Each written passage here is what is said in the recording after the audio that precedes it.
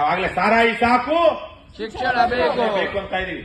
ಆದ್ರೆ ಇವತ್ತು ಹಳ್ಳಿಗಳಲ್ಲಿ ಇವತ್ತು ಹಳ್ಳಿಯಲ್ಲ ಪಟ್ಟಣಗಳಲ್ಲಿ ಇವತ್ತು 2-3 ವಿಚಾರಗಳು ಕುಟುಂಬಗಳನ್ನ ಹಾಳು ಮಾಡ್ತಿವೆ. ಕುಟುಂಬ ಹಾಳಾದಾಗ ಅತ್ಯಂತ ದೊಡ್ಡ ಮಟ್ಟದ ಶೋಷಿತರು ಯಾರು? ಮಹಿಳೆಯರು. ಕುಟುಂಬಗಳು ಹಾಳಾದಾಗ ಇವತ್ತು ಕುಡಿತ ಅನ್ನುವಂತಹದ್ದು ಬಹಳ ದೊಡ್ಡ ಸಂಖ್ಯೆಯಲ್ಲಿ ಗಂಡಸರ ಕುಡಿತ, ಹೆಣ್ಣುಮಕ್ಕಳ ಕುಡಿತ. ಹೆಣ್ಮಕ್ಳು ಯಾರಾದ್ರೂ ಕುಡಿದು ಮನೆ ಹಾಳು ಮಾಡಿರೋದು ನೋಡಿದೀವಪ್ಪ ನಾವು? ತುಂಬಾ ಅಪರೂಪ. ಲಕ್ಷಕ್ಕೊಬ್ರು, 1 ಲಕ್ಷ ಗಂಡಸರು ಕುಡಿದು ಹಾಳು ಮಾಡಿದ್ರೆ 1-2 ಹೆಣ್ಮಕ್ಳನ್ನು ಅದೇ ತರ ಕಾಗಿರ್ತಾರೆ, ಇಲ್ಲ ಅಂತಿಲ್ಲ. ಆದ್ರೆ ಹೆಚ್ಚಿಗೆ ಗಂಡಸರ ಕುಡಿತ ಇವತ್ತು ಮನೆಗಳನ್ನ ಹಾಳು ಮಾಡ್ತಾ ಇದೆ. ಅಕ್ರಮ ಮದ್ಯ ಮಾರಾಟ ಹಳ್ಳಿಗಳಲ್ಲಿ ಪೆಟ್ಟಿ ಅಂಗಡಿಗಳಲ್ಲಿ ಸಿಗುತ್ತೆ, ಎಷ್ಟೋ ಕಡೆಗಳಲ್ಲಿ ಮನೆಯಲ್ಲೇ ಇಟ್ಟು ಮಾರ್ತಾರೆ. ಅವರು ಬರೀ ಗಂಡಸರು ಎಷ್ಟೆಲ್ಲ ಮಾರ್ತಾ ಇರೋದು, ಹೆಣ್ಣು ಮಕ್ಕಳು ಮಾರ್ತಾ ಇದ್ದಾರೆ. ಏನು ಕೆಟ್ಟ ಕೆಲಸಗಳಿಗೆ ಹೆಣ್ಣು ಗಂಡು ಅಂತೇನು ಭೇದ ಇರೋದಿಲ್ಲ.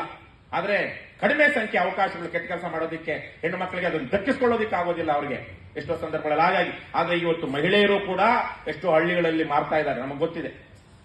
ದೊಡ್ಡ ಸಂಖ್ಯೆಯಲ್ಲಿ ಮಾರ್ತಿರೋದೆಲ್ಲಾನು ಕೆಟ್ಟ ಕೆಲಸ, ಅಕ್ರಮ ಮದ್ಯ ಮಾರಾಟ ಮಾಡೋರೆಲ್ಲ ಬಹುತೇಕವಾಗಿ ಗಂಡಸರೇ.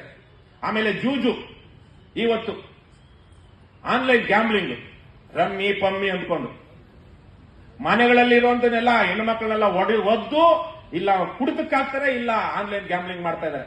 ಯಾರಿಗೆ ಮೋಸ ಆಗ್ತಾ ಇರೋದು? ಹೆಣ್ಣು ಮಕ್ಕಳಿಗೆ, ವಿಶೇಷವಾಗಿ ಮಹಿಳೆಯರಿಗೆ.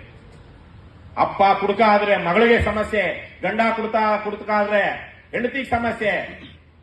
ಹಾಗಾಗಿ ಇಂತಹ ಒಂದು ವಿಚಾರದಲ್ಲಿ ನಾವು, ನಮ್ದೊಂದು ವಾಹನ ಇದೆ, ಜನಚೈತನ್ಯ ವಾಹನ ಅಂತ. ನಾನು 1 ವರ್ಷ 2 ವರ್ಷದಿಂದ ಒಂದು ಕನಸು ಕಂಡಿದ್ದೆ. ನಮ್ಮ ಪಕ್ಷದಲ್ಲಿ ಮಹಿಳೆಯರು ಬಂದ್ರೆ ಒಂದು 10-20 ಜನ ಮಹಿಳೆಯರನ್ನ ರೆಡಿ ಮಾಡಿ ಲಾಠಿ, ಏನಿದು ಲಾಠಿ ಹಿಡ್ಕೊಂಡು ಹೋಗಿ ಅವರು ಅಕ್ರಮ ಮದ್ಯ ಮಾರಾಟ ಆಗ್ತಿರೋದನ್ನ ತಡಿಬೇಕು ಊರೂರಲ್ಲಿ ಹೋಗಿ ಅಂತ. ಇತ್ತೀಚೆಗೆ ತಾನೇ ನಮ್ಮ ವಿಜಯರಾಘವ ಮಾರಾಟ ಎಲ್ಲಿದ್ದಾರೆ? 3-4 ಕೇಸ್ ಹಾಕಿದ್ದಾರೆ.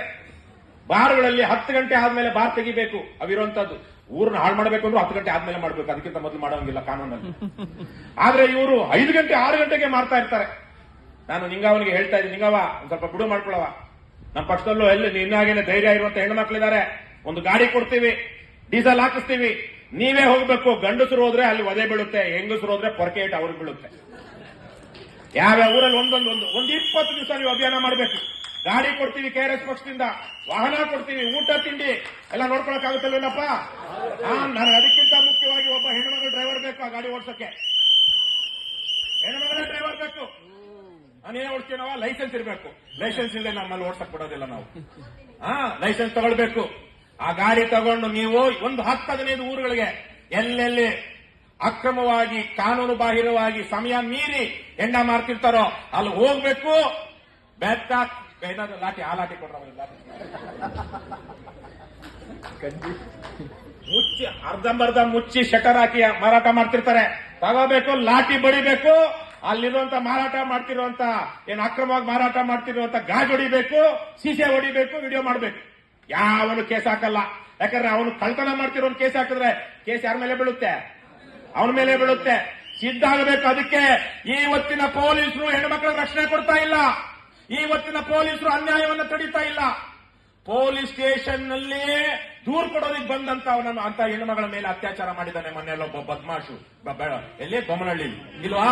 ಆ ಸ್ಟೇಷನ್ ನಲ್ಲಿ ಕೆಲಸ ಮಾಡ್ತಿರುವಂತ ಹೆಣ್ಣುಮಕ್ಳು ಏನ್ ಮಾಡ್ತಿದ್ರು? ಲೇಡಿ ಕಾನ್ಸ್ಟೇಬಲ್ ಏನ್ ಮಾಡ್ತಿದ್ರು? ಏನು ಮಾಡ್ತಾ ಇರಲಿಲ್ಲ. ಇವತ್ತು ಹೆಣ್ಣು ಗಂಡು ಅಂತ ಭೇದ ಇಲ್ಲದೆ ಇವತ್ತು ಪೊಲೀಸರು ಯಾರಿಗೂ ರಕ್ಷಣೆ ಕೊಡ್ತಾ ಇಲ್ಲ. ಈಗ ಯಾರು ರಕ್ಷಣೆ ಮಾಡ್ಕೊಳ್ಬೇಕು? ಅವರದನ್ನ ನಾವೇ ಮಾಡ್ಕೊಳ್ಬೇಕು. ಆತ್ಮ ರಕ್ಷಣೆ ನಮ್ಮೆಲ್ಲರ ಕರ್ತವ್ಯ, ಹಕ್ಕು.